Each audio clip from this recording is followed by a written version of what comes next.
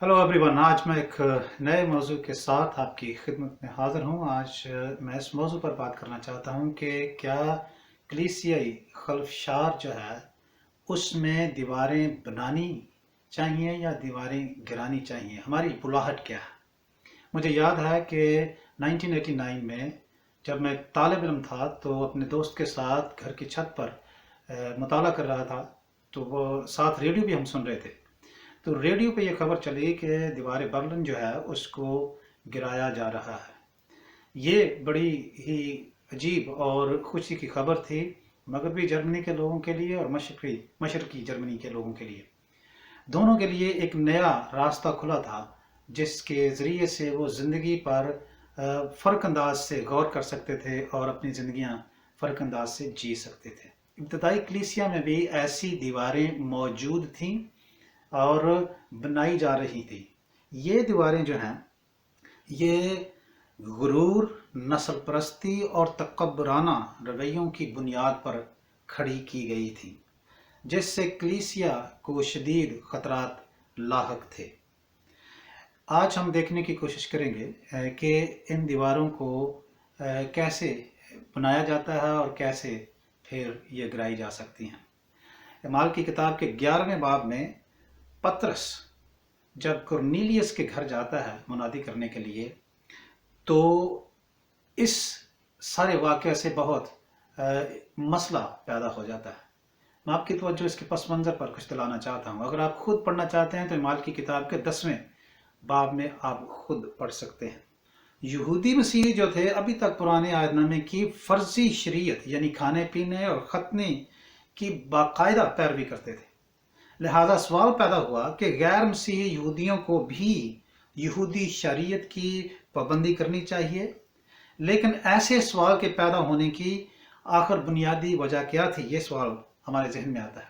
मसला यह था कि शरीयत और नामख्तून लोग, ये इंतहाई मुश्किल मामला था और लोग कहते फिर रहे थे कि हमने सुना है कि पतरस नामख्तूनों के यहाँ गया और उनके साथ खाया पिया, जिसकी वजह से पतरस शदीद मुश्किल में पड़ा नजर आता है। लिहाजा पतरस को नामख्तूनों को बिशारत का पैगाम देने के जुर्म में कलीसिया के बुजुर्गों के सामने हाजिर होना पड़ा। हमारे लिए ये तसव्वुर करना इतना मुश्किल नहीं है कि मख्तून ईमानदार अपनी कमर पर हाथ रखे इस तरह से शहर के दरवाजे पर खड़े हुए पतरस का इंतज़ार कर रहे होंगे। शायद कुछ लोगों ने पतरस को ये तक कह दिया हो कि चल हाँ काका हुण ज़रा अपनी करतूतों का जवाब दे। सच बात यह है कि जहाँ तक यहूदी फर्जी शरीयत का ताल्लुक है, पतरस खुद अपने तौर तरीके को गैर शरई समझता है और मामला यहाँ फर्जी शरीयत का है, अखलाकी शरीयत का नहीं है। और यह बहुत अहम फ़र्क है जिसको जहन में रखना लाजिम है। मसीही ईमानदारों के लिए फर्जी शरीयत की पासदारी करना ज़रूरी नहीं है, जिसमें खाने पीने की अशिया, ईदों का मनाना और इस तरह की और चीज़ें, लेकिन अखलाकी शरीयत का तकाजा ज़रूर मसीहियों से किया जाता है। इस मसले की वजह से कलीसिया में दरारें पड़ने का शदीद ख़तरा पैदा हो गया था। तो हम ये बात गौर करने की है कि पतरस की मुखालफत गैर मसीहियों या गैर यहूदी मसीहियों की तरफ से नहीं हो रही थी। ये मुखालफत जो है वो अंदरूनी मुखालफत थी और इसमें कलीसियाई बुजुर्ग शामिल थे। पतरस के हम ईमान यहूदी बुजुर्ग जो है इसकी मुखालफत करने में आगे आगे थे। यरूशलेम में जो कलीसिया थी वो पतरस रसूल के इस अमल से नालन थी। ये कितनी अजीब बात है कि गैर कौम की निजात पर खुशी और जश्न मनाने की बजाय लोग गुस्से से सीख पा हो रहे हैं। इससे मुझे पुराने अहदनामे की एक और किताब का जिक्र करना मुनासिब लगता है और वो है यूना नबी।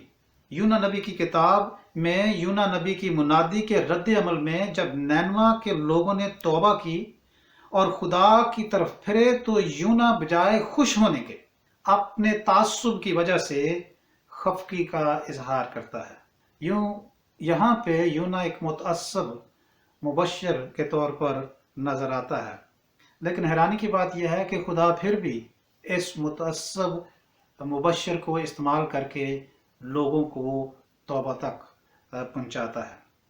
अगरचे इब्तदाई कलीसिया के ये जो ईमानदार थे वो खुद भी फजल के तहत बचाए गए थे। इसी फजल की मुनादी करने पर और रूल कुद्दस का गैर कौमों पर नाजुल होना जो था वो पतरस का जुर्म बन गया। इसका मतलब यह हुआ कि रसूमात की पाबंदी और तब्दीली के खौफ ने अरशाद आज़म की तकमील को शदीद खतरा लाहक कर दिया था। आज भी कलीसिया ऐसी सूरत हाल का सामना करती है। आज भी लोग अपने और दूसरे लोगों के दरमियान बहुत सी दीवारें खड़ी कर लेते हैं।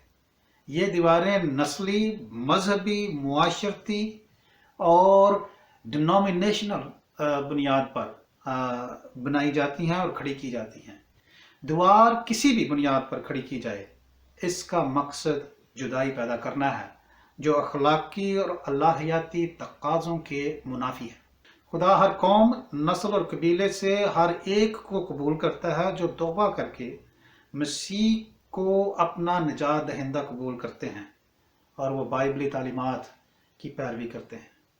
पतरस अपने दफा में जो तफसील बयान करता है उसमें वो एक और अहम सबक का जिक्र करता है। कर्नीलियस के घर जाने से पहले पतरस के रद्द अमल से यहूदी ईमानदारों और गैर यहूदी मसीहियों के दरमियान एक बड़ा खलीज या एक बड़ी खलीज बाआसानी देखी जा सकती है। पतरस ने जो अहम इलाहियाती सबक सीखा उसने यरूशलेम में कलीसियाई बुजुर्गों और लोगों के रवैयों में गैर यहूदी मसीहियों के बारे में तब्दीली का मौका फराहम किया। लिहाजा हम पढ़ते हैं कि वो ये सुनकर चुप रहे और खुदा की तमजीद करके कहने लगे, फिर तो बेशक खुदा ने गैर कौमों को भी जिंदगी के लिए तौबा की तौफीक दी है। मैं ये समझता हूँ कि खुदा के भेद और गैर अक़वाम के बारे में उनके रवैये में तब्दीली से इरशाद आज़म की तकमील के लिए कलीसियाई तहरीक को एक नया रुख मिला, एक नई जहत मिली। यरूशलेम और आज की कलीसिया में और भी दिलचस्प मुतरादफात पाए जाते हैं। आज भी जबकि कलीसिया मुकामी और कौमी सतह पर तब्दीली के दौर से गुजर रही है, तो हमें मुख्तलिफ ख़तरात का अंदेशा होता हुआ नजर आता है। आज जब कलीसिया बैरूनी और अंदरूनी तमाम तर मसाइल का शिकार है, तो ये बड़ा आसान है कि हम अपने अपनी कलीसियों तक महदूद रहें, अपने अपने कॉलेजेस और तालीमी इदारों तक महदूद रहें और बस वो करते जाएं जो हम हमेशा से करते आए हैं, बजाय इसके कि हम वक्त के तकाज़ों के मुताबिक रसालती तरीक़ाकार वज़ा करें जिसके तहत इंजीली पैगाम और उसके तकाज़ों पर समझौता किए बगैर हम अपने तासुबात को कम करके उनको इंजील की मुनादी में रुकावट ना बनने दें। मैं ये समझता हूँ कि हमें दीवारें बनाने के लिए नहीं बुलाया गया, बल्कि हमें दीवारें गिराने के लिए बुलाया गया है। हम अपने तासुबात की बुनियाद पर दीवारें खड़ी ना करें, बल्कि दीवारें गिराएं। यीशु मसीह ने हमारे और खुदा के दरमियान जो जुदाई की दीवार थी वो गिराकर हमें खुदा के साथ मेल मिलाप करने का मौका बख्शा, और ये खिदमत हमें सौंपी है ताकि हम मेल मिलाप कराएं, जुदाइयाँ पैदा ना करें। खुदावंद आप सबको बरकत बख्शे। आमीन।